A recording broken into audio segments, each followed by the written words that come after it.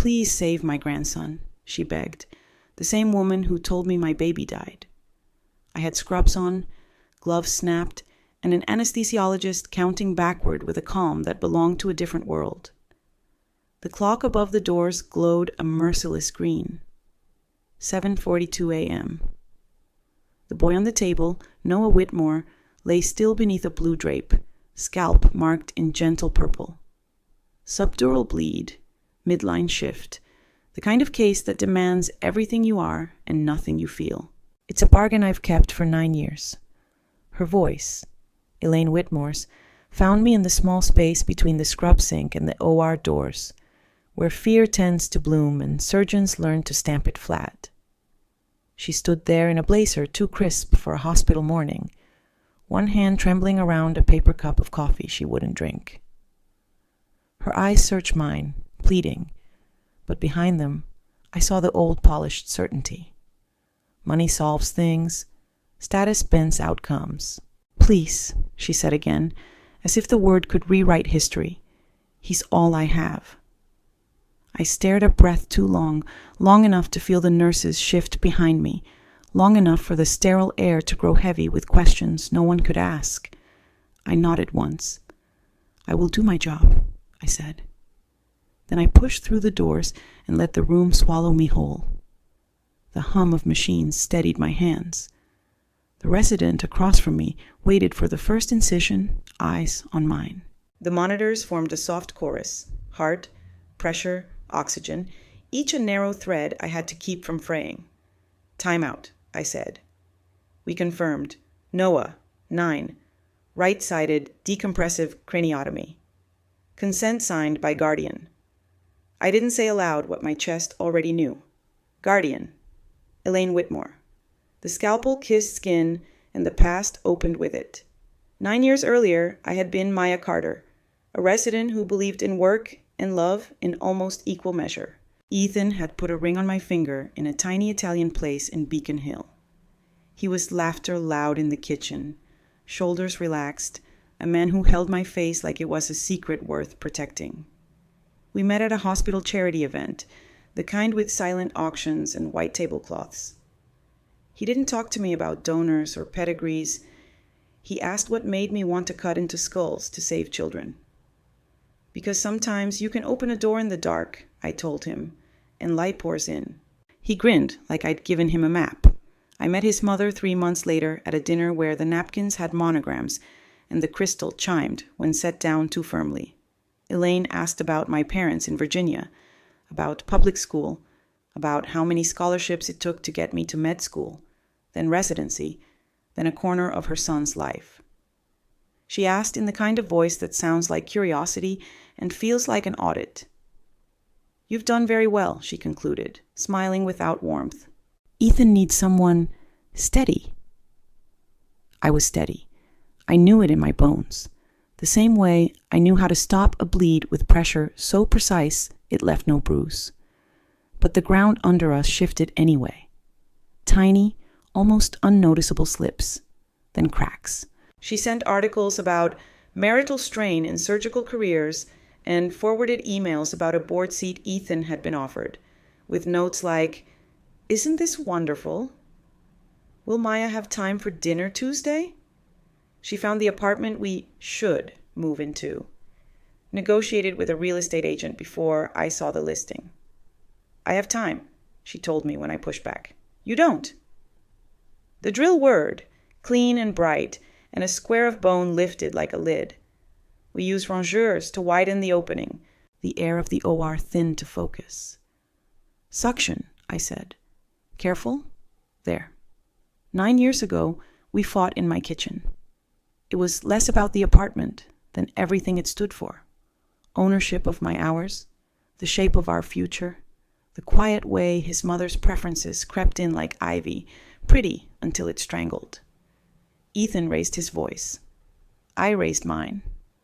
He swore he loved me, that his mother would learn to love me too. I did not say that I didn't need her love, only her absence from the control room. I did not say that I was late, that a plus sign on a plastic wand sat wrapped in a dish towel inside the bathroom cabinet. I told him the next morning instead. His face changed in the slow, stunned way of a man receiving both a gift and a commandment. He knelt, palms on my belly, like he could promise the future with his hands alone. "I'll tell her," he said, like bravery, like duty. He told her. The next day she called me to lunch. It wasn't lunch. It was a documentary of my life narrated in a cool manicured voice. The student loans, the fellowships, the on-call nights, the miles between my mother's grave and the city where I made myself. She held my gaze as if to say, "See? I know you. I can quantify you." Then she asked if I had considered what my schedule would do to a child. She asked if I understood what respectability looks like on paper. She said Ethan needed a partner who didn't treat his time like a leftover. "You are very driven," she said, as if the word were a diagnosis. I smiled so I wouldn't cry in front of a woman who would read tears as confession. "I can be both," I said. She tilted her head. "You won't." And then softly, as if it were mercy, "You will never be enough for my son." The bleeder appeared where it always does, right where you think you've got everything under control. A pulse of red, warm and insistent. "I see it," I said, and my resident froze the way good residents do, composed, ready to hand me what I asked for. I applied pressure with a pledget. The anesthesiologist adjusted the blood pressure. The line steadied. My hands were a sermon about control. The fight with Ethan after that lunch wasn't explosive. That's the problem with good men. They want arbitration. They want, "We can find a middle." He said he could talk to her. He said he could set boundaries. I asked why the boundaries weren't already there. He asked why I insisted on making everything a battle. We spoke past each other for an hour and then, breathless, we stopped. The silence afterward hurt more than raised voices. He left that night, weeping quietly, the way men cry when they still think control equals competence. He said he needed time to think. He said he would call in the morning. He didn't. I went to the hospital at 5 a.m., put on a mask, and held someone's child's life in my hands while mine tilted. At 9:12 a.m., he died on Storrow Drive. They said a delivery truck took the curve too fast in the rain. They said impact. They said no suffering. The police officer who came to see me in the on-call room took off his hat before he spoke. I held the hat for a moment without realizing it, the stiff brim biting into my palm. Somewhere in the world, Elaine was receiving the news through a network built for emergencies that never touched those with good insurance. I received it standing in socks on thin carpet that smelled of bleach. The pregnancy took my body like weather. I threw up between consults. I fell asleep with my head tipped back in elevators. I learned how nausea and grief can braid into one rope that tightens when you swallow. When labor came, it came the way storms come at sea. Sudden, unstoppable, distance erased. There were complications. I remember the anesthesiologist saying my name as if it were a raft. I remember the metal taste of fear before the mask. I remember waking to a room that felt wrong even before the nurse looked away. I asked where my baby was. The nurse said she was sorry. She told me he hadn't made it. He, she said, as if the pronoun were mercy. She said I had been under longer than they hoped. She said I was strong. She touched my shoulder in a way that told me someone had instructed her to be extra gentle with this one, this surgeon, this mother, not mother. They let me sleep again. When I woke at dusk, the room was more wrong than before. A vase of flowers, a discharge plan, a quiet that had the shape of an absence. I asked for a name. The nurse said there hadn't been time to discuss it. I asked for handprints, footprints, anything. She left, returned, said there had been a mix-up with the forms. But they would try. They returned with a piece of paper with smudges that could have been anything. I clutched the paper to my chest like proof and stared at the ceiling until my eyes hurt. I asked to see a body. They told me there had been an infection risk and the remains had been handled according to policy. Hospital policy is a thing with a spine and 1,000 exceptions, and I was too weak to fight it. I signed papers in a fog. I went home to a bed that looked like a stage set after the actors leave. Props intact, story gone. The brain swelled against bone in the bright present. We relieved pressure until the cortical surface softened from angry to simply injured. The resident's hands were steady. He would be good. We'll leave it floating, I said, meaning the bone flap. We'll close with a lax duroplasty. He needs room to forgive us. Forgive us? He echoed, and I realized I'd spoken a thought too loud. The brain, I said, for swelling.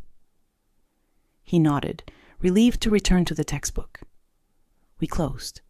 We dressed the incision. The drapes came down.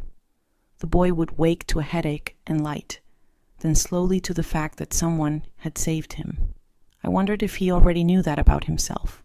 Some children do, the resilient ones who have outlived the worst stories adults tell themselves. We rolled him to recovery, where monitors would speak in beeps and nurses would master the art of watching without smothering. In recovery, I saw the thing that split me open. Small, plastic, ordinary, absurd. A newborn ID bracelet threaded on a cheap chain, worn smooth, initials etched in a font I knew with the fluency you save for grief. I designed one like it once on a boutique website at 2 a.m. when hope felt like nesting. The charm held 2 letters, the ones Ethan and I had argued about in bed, laughing, me insisting on honoring my mother, him teasing about double middles. On the charm around Noah's neck were those same letters, in the same quaint serif. The world tilted so quietly I could almost pretend it hadn't moved. I asked the nurse to page the guardian. I took a photo of the charm with my phone, hands shaking so much the image blurred. "Dr. Carter?" the nurse said gently. "Are you okay?" I nodded because I am the sort of person who nods when the ground falls away. Then I stepped into the hallway and leaned my forehead against the cool paint until I remembered that people were watching, and watching makes anything look like weakness. Elaine came alone. No driver, no lawyer, no armor except the careful line of her mouth. She looked smaller, I noticed, not just because I now stood taller, but because time had taken something from her that she couldn't buy back. "How is he?" she asked, voice restrained by manners. "Stable," I said. "He'll need monitoring, therapy, but the surgery went well." It took everything in me to keep my tone level. I gestured toward a family consult room. Small, 2 chairs, a table too low for comfort. She went in first, the way people used to defer to her. I closed the door. "Where did you get the bracelet?" I asked. No greeting, no performance, just a string she could choose to pull or leave. Her eyes flicked, fast, to the small gold charm at her throat. "A gift," she said, "for his birth?" "From who?" I asked. Her lips pressed together. The old move, make the silence do the work. Let the other party fill it. I had filled her silences once with my own apologies for existing in the wrong zip code. I didn't move. Her face changed first around the eyes, a delicate betrayal of structure, as if the bones themselves were tired. She sat down. I remained standing. "I'm dying," she said, like a confession, like an explanation and a bid for pity all at once. "Pancreatic, stage 4, I found out in May." I let the information skid past me and hit the wall. It could stick later. "Where did you get the bracelet?" I repeated. My voice surprised me.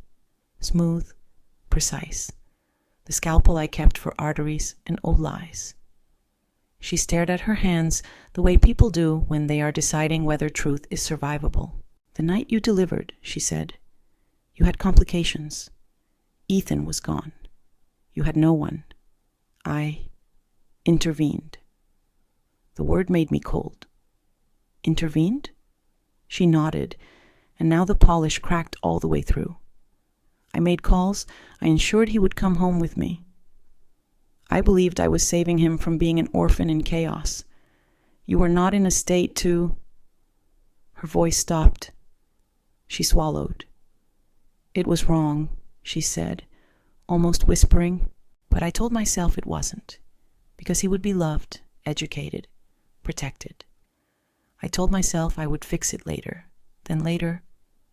She held up her hands, empty. Later kept moving. Something in the room pressed against my chest. They told me he died, I said, each word a separate blade. They told me my baby died. She closed her eyes, and tears slipped the way they do when people don't have the energy to perform. I told them what to say, she said. I wanted you to release him. I thought if you knew he lived, you would fight. And I could not bear... Her hand moved to her abdomen, a quick, startled gesture, as if pain had bit her deep. She breathed through it. I could not bear to lose him too. 9 years of fury rose, hot and clean. It would have been easy to pour it over her and watch it burn, to say the words that can cut deeper than any scalpel. I could have asked about paperwork, complicit nurses, the money that oils wheels. I could have asked why a woman who deemed me unfit had taken the smallest, softest proof that I could mother. I could have asked what she named him in his first weeks, when my breasts ached and there was no mouth to feed. Instead, I asked the only question that mattered, and I hated myself a little for it. Does he know? Her eyes flew open. No, she said. We told him his mother died, in childbirth. The room swam. I held the edge of the table. He's 9, I said. He will remember how you tell him from this day forward. I'm dying, she said again, but softer, smaller, as if the fact were not a bulwark anymore, but a hollow she might fall into. Then we are out of time for lies, I said. She flinched, a small compression of the mouth. She nodded. Will you... Her throat worked. Will you be kind?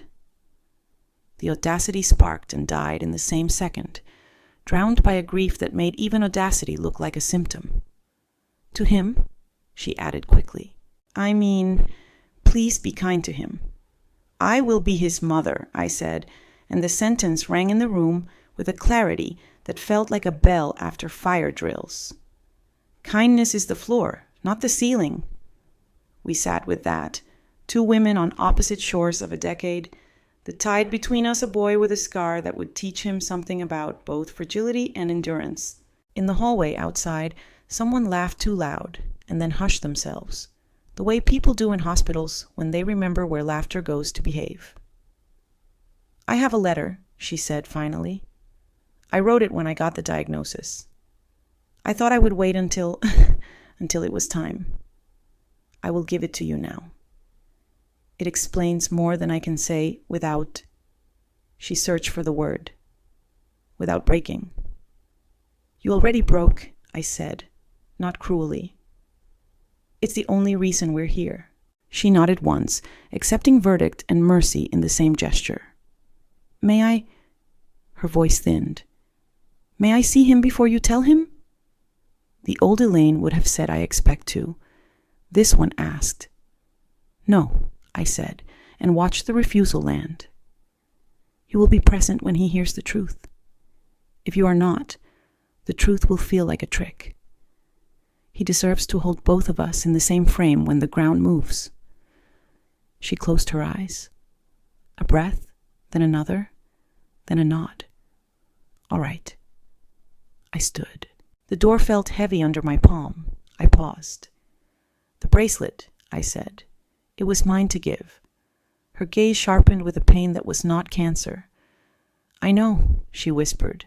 I'm returning everything I took. If there were a way to return time, I would hand you each minute. I didn't answer. Time is not a thing you can hand back. Time is a bruise you learn to press without flinching. I walked to recovery, Noah's lashes fluttered like tide grass. The nurse looked up. "He's responsive," she murmured. "Follows commands. Paints a 5. We're on it."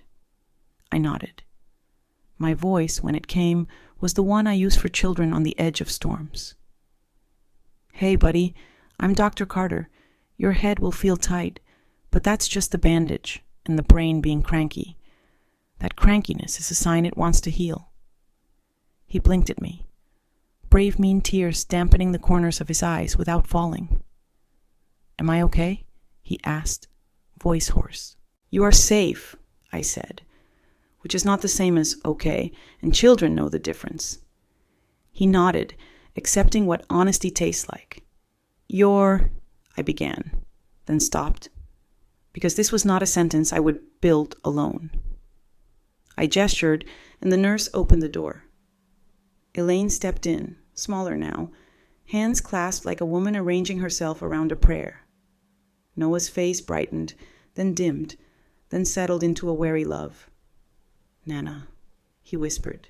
"Hi, sweetheart," she said, and the word cracked down the middle. She looked at me. I looked at her. The world held its breath. "Before we talk," I said to Noah, "can I ask about your necklace?" He touched the little charm like kids do when something has been theirs so long it floats with their heartbeat. "Nana gave it to me," he said. "She said my mom picked it." He looked unsure, as if he had already learned that stories can be fragile, and you risk breaking them by touching too hard. "Your mom did pick it," I said. I saw his chest rise and fall faster. "And you're going to hear something hard, and it's going to come with a lot of love all at once. That can feel like when a wave pushes you down and then sets you back on your feet." He looked at me, then at Elaine, then at me again. "Okay," he said, "because 9-year-olds are braver than most nations." "Your mother didn't die," I said. "She lived. She lives. She is here." I held his gaze until I felt the world tilt and right itself in his eyes. He looked past me at Elaine, then back. "Where?" he whispered. I swallowed. The old ache and the new hope tangled. "Right here," I said, and my voice was a thread pulled through years of cloth without snapping. "I am your mother." His mouth opened like breath had become a color. He looked for the lie. Because we teach children to look for it, then looked for the love. Because we teach children to expect that too. He raised a hand toward me halfway, unsure of the rules of a world that had changed in one sentence. I took his hand. It was small and hot and human. The charm on the necklace clicked lightly against the bed rail, like a tiny bell announcing something both ordinary and holy. "Nana?" he asked, eyes wet now. "Is it true?" Elaine stepped close enough for him to see that her hands shook. "It's true," she said. "I did a terrible thing because I was afraid. I thought I could make it right by loving you perfectly. There is no perfect love. There is only love that tells the truth." He turned his head into the pillow and cried the way children cry when they've learned the cost of love too soon. Quiet, then shuddering, then quiet again. I put my hand on his hair and felt the sculpted ridge of the dressing under the gauze, the proof of injury, the promise of healing. Elaine's hand hovered near his foot, not quite touching, a penitent orbit. When he calmed, he asked the question that would shape our next 100 days. "Do I have to choose?" "You have to heal," I said, "and healing will make room for everything else." He nodded, exhausted. His lashes clumped. The monitors sang their tender, boring song, the one that means nothing dramatic is happening, an underrated hymn. I stepped into the hall with Elaine. For once, there were no moves left, only plans. "Legal," I said. "Therapy, school, how we talk to him, and how often you see him while you can." She nodded, absorbing the scaffolding I offered like a woman finally walking where the ground is solid and hard and true. She took a folded envelope from her bag and placed it in my hand. For you, she said, and for him, when he's older.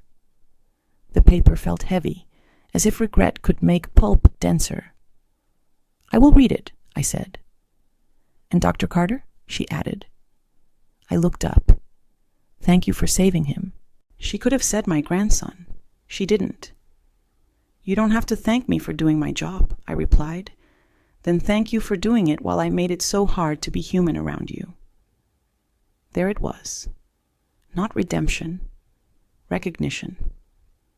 A week later, she moved into hospice, the word that teaches you how to hold time like a bird in your hands, gentle enough not to crush, firm enough not to let it fly before you say what must be said. Noah visited with me twice a week. He brought drawings of rockets and beaches. He asked questions that would have broken me if I hadn't spent a decade practicing not to break in visible ways. Elaine answered as honestly as she could without drowning. We did not absolve the past. We put it in a room with windows. On a Saturday when winter was trying to become spring, Noah asked to go to the ocean. We drove to the Cape, where the sky is wide enough to fit a news story. I parked. He took off his shoes and ran to the edge like the water had his name in it. I followed, slower, carrying a blanket and a thermos. The wind was sharp. The light was kind. He stood with his toes in the freezing foam and laughed, startled at the way pain can feel like proof you're alive. He came back and sat, leaned into my side like a child who has always known where to put his gravity. We watched contrails stitch a line across the blue, a plane drawing and redrawing a path only it understands. Does the sky remember planes? He asked. I don't know, I said, but we remember the lines they make. He considered that. Then he slid the charm from his neck and placed it in my palm. Will you keep it for now? He asked, until I'm ready to wear it and not cry every time? My throat closed. I will was all I could manage. He stood and held out his hand. We walked the wet edge where the tide had just been, our footprints appearing and fading in the same minute, the sand accepting our evidence and then refusing to keep it. Ahead, the contrail brightened, a runway in the sky. Behind us, the water smudged our steps into one soft line. Mom, he said, trying the word again, testing whether it would hold his weight. Yes, I said, and my voice didn't shake. Let's go home, he said. We will, I promised. And for the first time in 9 years, the future sounded like a place with rooms I could walk into without negotiation, kitchen lights on, homework on the table, a scar healing the way scars do, not erasing the wound, but learning how to carry it without flinching. He squeezed my hand. I squeezed back. Above us, the white line thinned and drifted, and the ocean kept telling its one long story in a language older than sorrow. We turned toward the car, toward appointments and signatures and the small logistics that build a life, toward a city that would have to make space for the truth we had decided to live in daylight. Will Nana be there? He asked as we reached the dry sand. Sometimes, I said, as long as she can. And then the parts of her that are love will stay, even when the parts that are body can't. He seemed to accept that, the way children do, when a sentence carries both gravity and mercy. We walked the last stretch in silence. It felt like the right kind. The letter waited a full day before I could open it. I kept it in the bowl by the door with my keys, like a dare. At night after Noah fell asleep on my couch, his forehead damp, his breath whistling in that way kids do when their bodies are busy healing, I made chamomile tea and unfolded the paper. She had written it in the careful script of someone who never let a memo go out sloppy. She started with Ethan, not me. She told his birth story, the way people tell miracles, they mistake for trophies. She shifted then, one paragraph like a step down a staircase, into the admission. She named names I recognized, nurses and administrators who had since transferred or retired. She named the nurse who cried after and the one who refused to look at her. She did not try to make the wrong thing neat with motives. She wrote the word steal. She wrote pride. She wrote, I punished you for being the kind of woman I never permitted myself to be. That sentence made me put the letter down and cry in a way I had not cried, even when the nurse told me he was dead. I cried for the men I lost, the child I missed, and, this surprised me, the girl she must have been before she chose a costume and called it a life. She wrote to Noah, too. She told him that fear is a liar with immaculate diction, that it borrows the tone of reason and returns only a bill. She told him to trust the kind of love that tells the truth even when it costs. She told him that if he ever stands between comfort and courage, he should reach for someone who will hold his hand and pull toward courage. She told him she hopes that person will be me. In the morning, we met a lawyer with a calm voice and a highlighter. Paperwork ran like a river under our wrists, petitions, affidavits, a motion to vacate an adoption, guardianship transfers, medical disclosures. People who had once treated Elaine like a VIP now spoke to her with the bright gentleness we save for the gravely sick. In the space between those tones, the truth found purchase. She signed where they asked, and I signed where they asked, and Noah drew a rocket in the margins of a copy we were allowed to keep. The lawyer explained timelines in the judge's docket and how we would speak in chambers because of the medical privacy. I learned the shape of months ahead and felt something like peace. Because a plan, even a hard one, holds.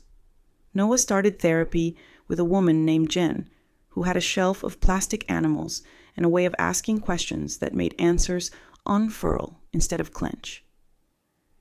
He made a family of wolves out of the figures and then lined a human next to them. He thinks he's a wolf, he explained, but he's not. He's a person. But the wolves don't mind that he's different. Jen nodded like he'd solved something tender and enormous.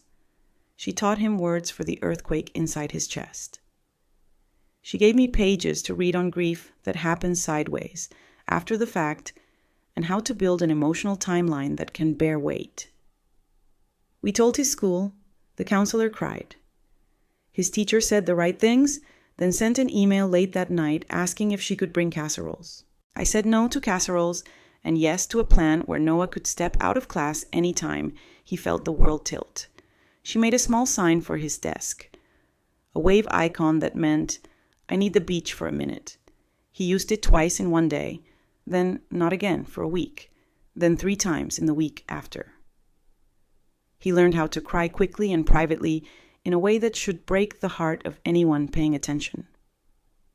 He learned how to laugh at lunch anyway, the way kids do, because they must. Elaine asked to see him, and we said yes. Twice a week, hospice's quiet hallways making everything precise. The first time he went without me for 20 minutes, then opened the door with that brave face he wears when he's collecting himself. She told me about Daddy, he said in the car. She said she loved him the way people love things they think they own, and that isn't the right way. He looked out the window. I asked if she loved me like that. She said she tried not to. She said she failed sometimes. He breathed. I'm tired of adults being brave after the wrong part. I didn't argue. He wasn't asking for a TED Talk. I drove. We stopped for ice cream even though it was cold, because grief has its own weather, and sometimes you put sugar in it and call that balance. At the custody hearing, the judge adjusted her glasses and studied us, all 3, the way surgeons study imaging, looking for both problem and plan. My lawyer spoke in a clean arc. The truth discovered, the confession, the medical reality, the best interest of the child. Elaine's lawyer didn't fight. He asked only that visitation be formalized and that the court recognize the closeness between grandparent and child. Elaine stood, a scarf hiding the place where tubes had taught her skin to give. She spoke once and briefly. I cannot ask to be trusted, she said. I can ask that the court trust my desire to tell the truth until I am no longer here to speak. The judge nodded. The gavel was not dramatic. It sounded like a pencil tapping a desk, simple, decisive. Afterward, in the hallway with the state seal on the wall, Noah lifted his arms to me the way toddlers do. I picked him up, even though he's heavy now, because sometimes being carried is church. We built a home as if we were moving into a house that had been ours all along, but locked from the inside. I added a second toothbrush to the cup, then a race car one. I bought a bunk bed because he liked the idea of an empty top bunk waiting for sleepovers that might happen someday. We learned each other's morning cereal preferences.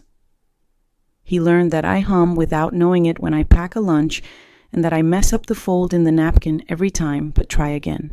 I learned that he reads the last page of a book before the middle to make sure I can survive it. He began to fall asleep in his own room and wake up in mine like a tide, with a schedule written in a language only we understand. In March, when the light changed its mind and decided to stay for dinner, hospice called at 4 a.m. We went in the clothes by the door. The nurse, one of the conspirators from that night 9 years ago, I would learn later, though not then, smiled at Noah with a tenderness that made me ache and led us to the room. Elaine looked both like herself and not. An unsettling trick of dying. Like a portrait smudged at the edges, but still undeniably the person drawn. She opened her eyes and found us and smiled without showing teeth. The way sick people smile when smiling is a job with a time card. Noah stepped forward and took her hand. "Hi, Nana," he said. "Hi, love," she breathed, and then to me, "Dr. Carter." She always used titles like scaffolding even when the building was already standing. "Elaine," I said, and the name finally felt like it belonged to a human woman, not an institution. "I have minutes," she said, as if ordering off a menu.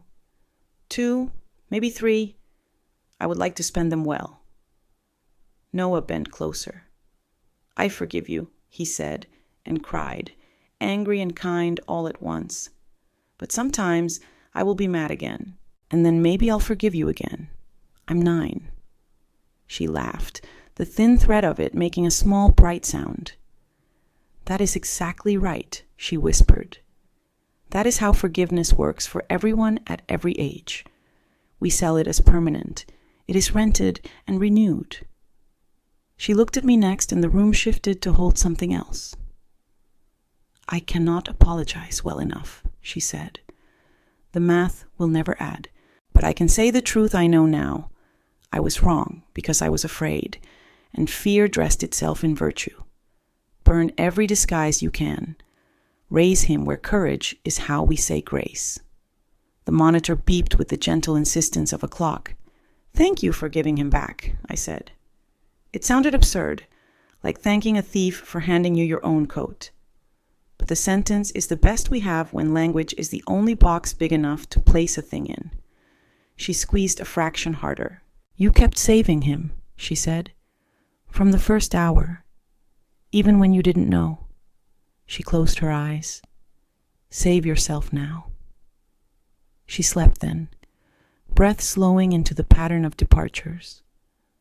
Noah and I sat on either side and read aloud from the book he'd brought, a story about a ship that looks doomed until someone spots a harbor.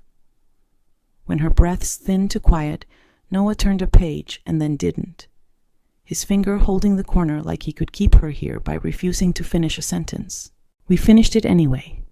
The nurse came in, made the movements that people trained for this make, gentle, precise, respectful, and then gave us a minute that felt like a warm blanket. We walked to the car under a sky clean with stars, and for the first time, I didn't feel like the night could swallow me whole. Grief after an ending that comes with truth is different than grief after a lie. It doesn't sting less. It corrodes less. We folded ourselves around the new absence.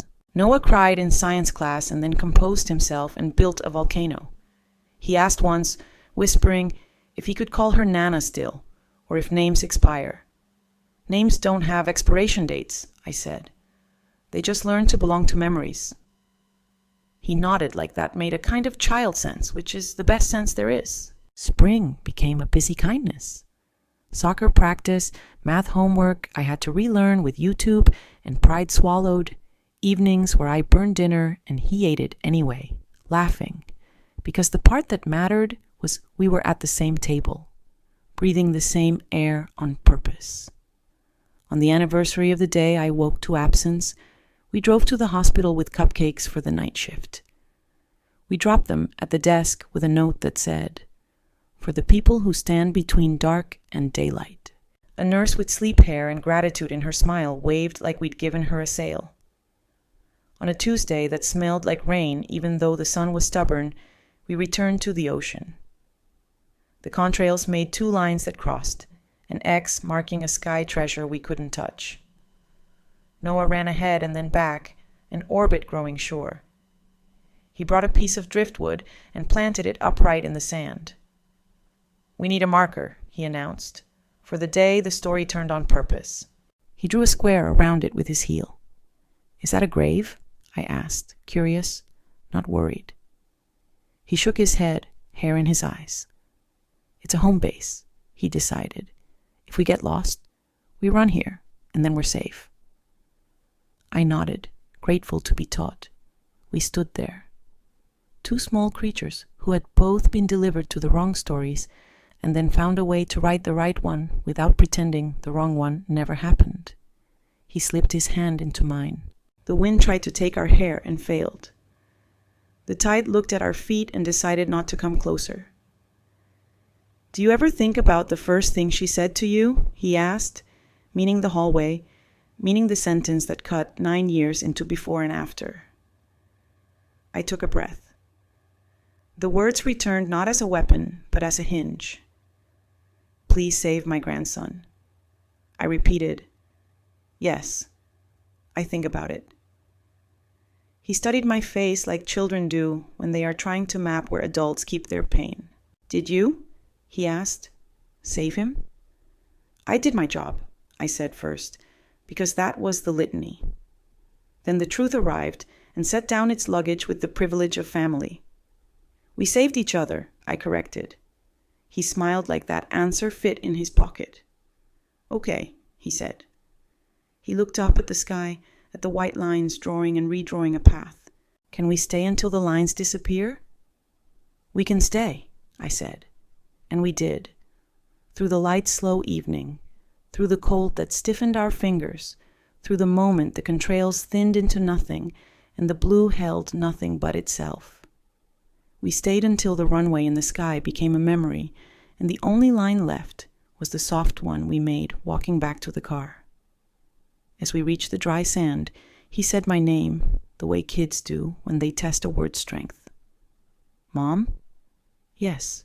"When I grow up, if I'm scared in the dark, will you open a door?" I remembered a table in Beacon Hill, a man I loved, a sentence about light. "Yes," I said. "That's what we're for." He nodded, satisfied not because the world was simple, but because a sentence can be shelter when you trust the person who speaks it. We drove home with salt on our pants and the letter tucked safely in the glove box, a relic and a lesson both. In the rear view, my son watched the world pass and did not look back in the way that hurts you to watch. He looked forward, wide-eyed, like a passenger who has just learned that the road not only continues, but leads somewhere worth going. At the next red light, he reached forward and touched my shoulder. "Thank you for saving me," he said, unprompted. The traffic light shifted. "Thank you for letting me," I answered, and we moved.